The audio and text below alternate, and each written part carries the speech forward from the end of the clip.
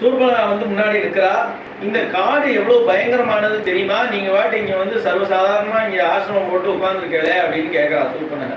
நீங்க யார் அப்படின்னு கேட்கறா. இது உங்களுக்கு பாதுகாப்பான இடம் இல்லையே, இங்க உட்கார்ந்துருக்கே அப்படின்னு கேட்கறா.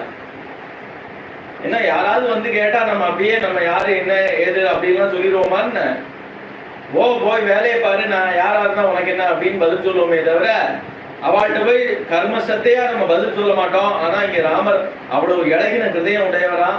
அதனால தன்னோட கதையை தானே சொல்றார். ராமர் கதை சொல்லி கேட்டா அப்படிங்கிறது ராமாயணம் பூரா தேடி பார்த்தாலும் உங்களுக்கு கிடைக்காது. இந்த சூர்பனை ஒண்டிதான், அவளுக்கு மட்டும்தான் அந்த பாக்கியம் கிடைச்சது. சூர்பனகிட்ட தன்னோட கதை தசரதரோட புத்திரங்கிறதுல ஆரம்பிச்சு இப்ப ராமாயணம் பூரா அவளுக்கு சொல்ற. அவர் சொல்லி முடிக்கிறது உடனே நான் சொல்றேன் பாக்கி ராமாயணத்தை அப்படின்னு அவ ஆரம்பிச்சிட்டாலும் அவளோட ராமாயணத்தை. நான் யார் தெரியுமா அப்படின்னு